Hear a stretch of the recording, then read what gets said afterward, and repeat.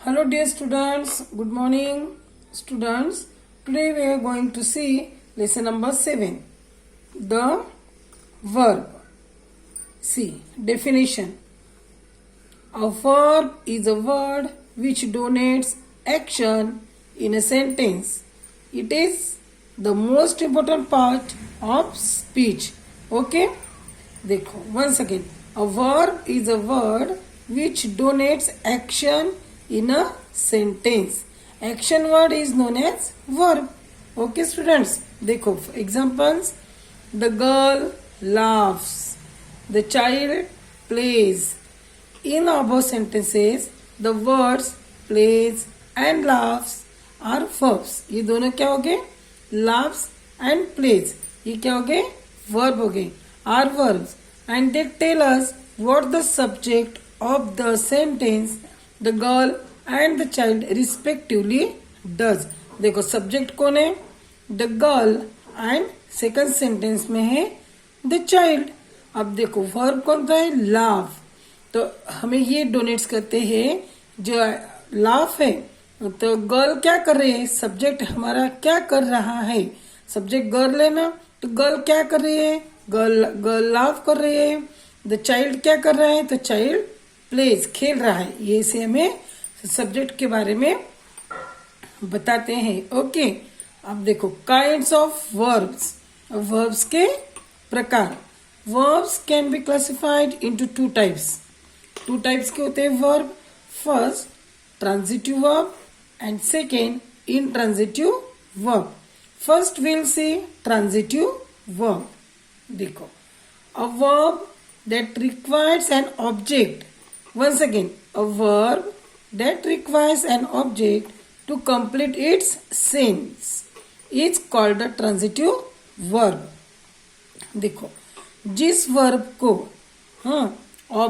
Required an object, object की आवश्यकता होती है to complete its sense. The verb required object to complete its sense is called transitive verb. देखो अभी example. The shopkeeper sells goods. In this sentence verb is sells. अब देखो, the shopkeeper, shopkeeper क्या कर रहा है? शॉपकीपर क्या कर रहा है? गुड्स बेच रहा है, सामान बेच रहा है. ओके, देखो द शॉपकीपर सेल्स गुड्स. तो ऑब्जेक्ट की आवश्यकता पड़ी ना यहाँ पे. देखो द वर्ब इज सेल्स, मगर शॉपकीपर सेल्स ऐसा बोलेंगे क्या हम? नो. मगर शॉपकीपर क्या बेच रहा है? तो शॉपकीपर गुड्स बेच रहा है, सामान बेच रहा है. The verb needs an object. देखो वर्ब्स को किसकी आवश्यकता पड़े? ऑब्जेक्ट की आवश्यकता पड़ी to complete its sense. Okay, second sentence. Ronnie eats chocolates. देखो Ronnie eats, the verb eats. In this sentence the verb is Yeats.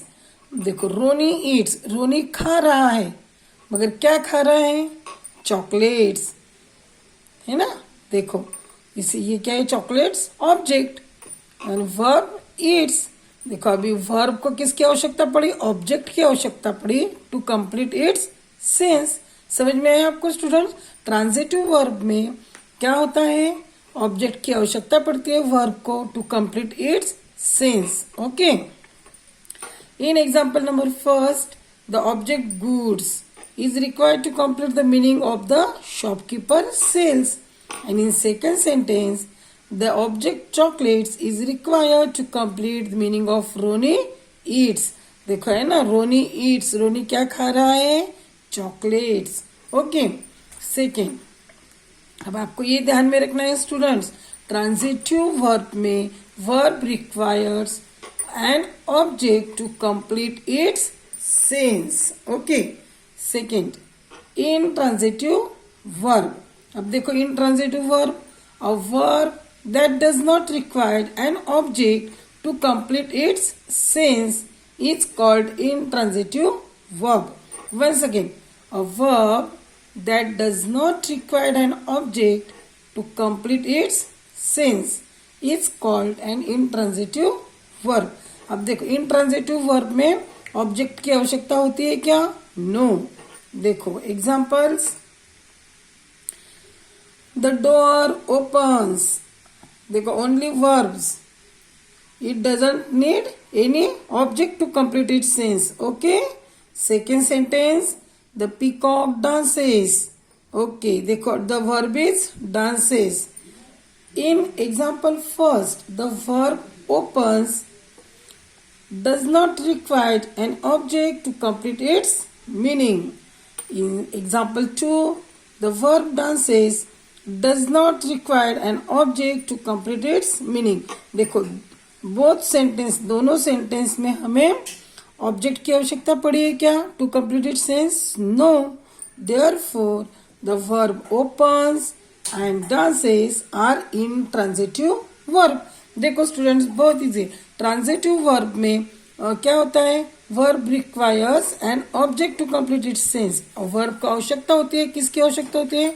Object की आवश्यकता होती है टू कंप्लीट इट सेंस.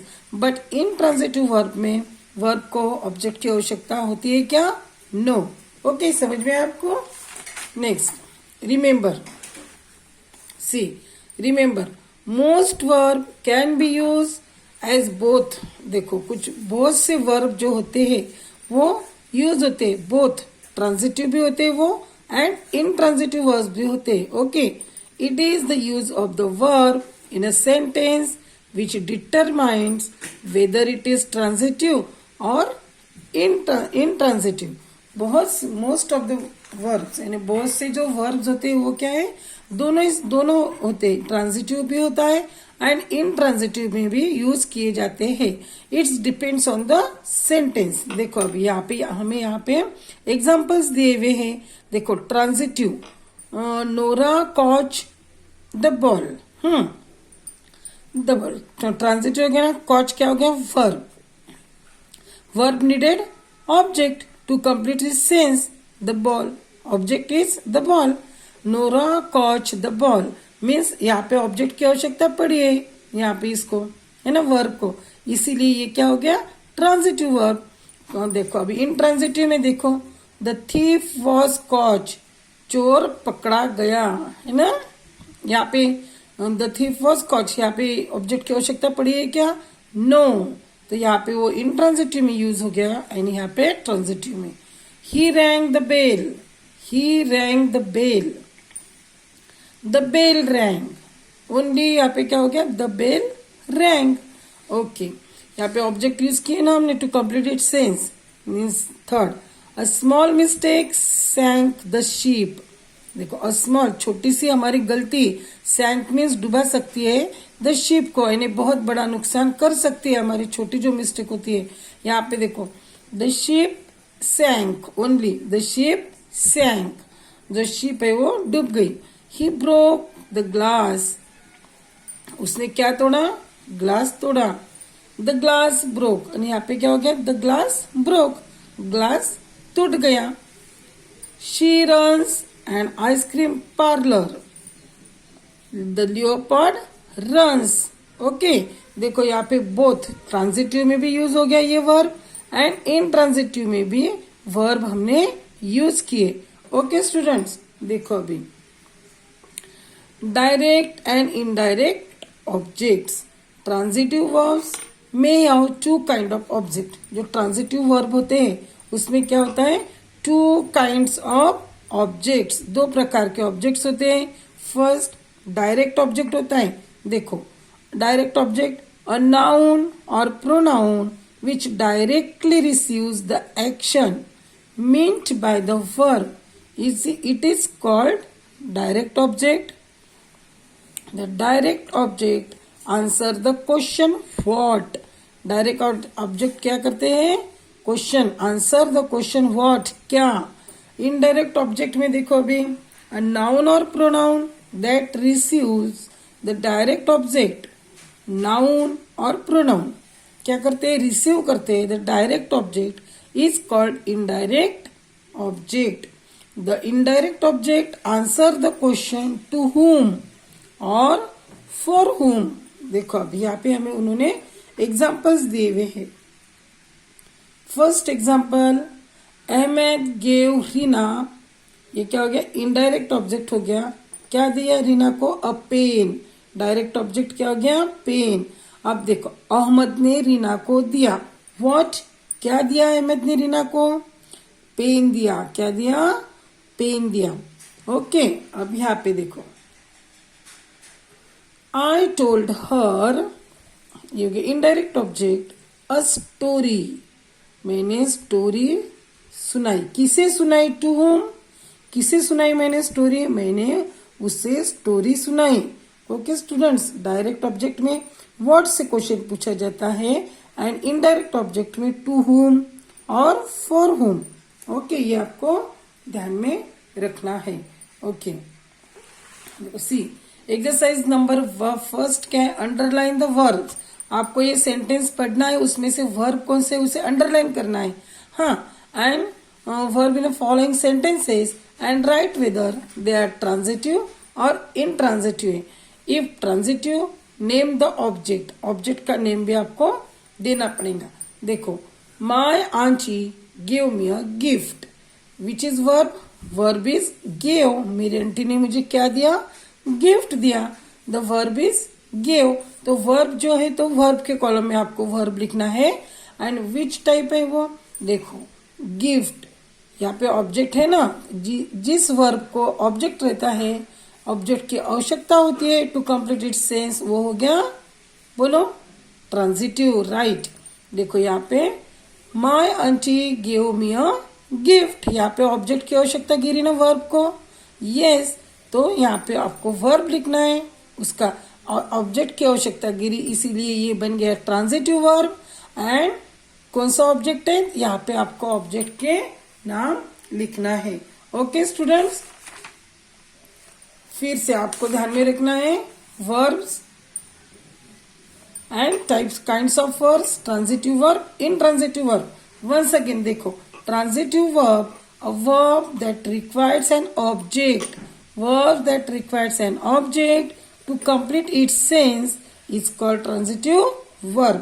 जिस वर्ब को ऑब्जेक्ट की आवश्यकता होती है टू कंप्लीट इट्स सेंस, उसे कहते हैं transitive verb. And intransitive verb में आपको ध्यान में रखना है a verb that does not require an object, only verb that does not require an object to complete its sense. Okay students, आपको ये दोनों डेफिनेशंस लर्न करना है। फिर टीचर क्वेश्चन में पेपर में डालते हैं तो आपको डेफिनेशन आते नहीं है, आपको transitive verb and intransitive verb की डेफिनेशन 5 टाइम्स आपके नोटबुक में लिखना है और ये लर्न करना है, क्योंकि एग्जाम में टीचर डालने वाले हैं। ओके, और फिर एक्सरसाइज नंबर फर्स्ट आपको ट्राई करना है सॉल्व करने के लिए, exercise number 2 and exercise number 3। Okay, see you next period. एक विशेष सूचना पेरेंट्स के लिए, कल भी टीचर ने आपको बताए थे, डियर पेरेंट्स नमस्ते, कल भी आपको टीचर ने बताए थे कि आपको आपके स्टूडेंट्स की जो फर्स्ट इंस्टॉलमेंट है 3,500 रुपए आपको जल्द से जल्द स्कूल में आकर जमा करना है। ओके पेरेंट्स, देखो अभी आपको पता है ना स्कूल के बारे में, school is depend on only fees, और हमारी पेमेंट भी स्कूल फीस में से ही होती है। आप अगर फीस जमा करेंगे तो टीचर्स की पेमेंट हो पाएगी। इसीलिए पेरेंट्स से रिक्वेस्ट है कि उन्होंने अपने जो बच्चे हैं तो उनकी फीस स्कूल में जाकर जमा करना है। Okay, thank you.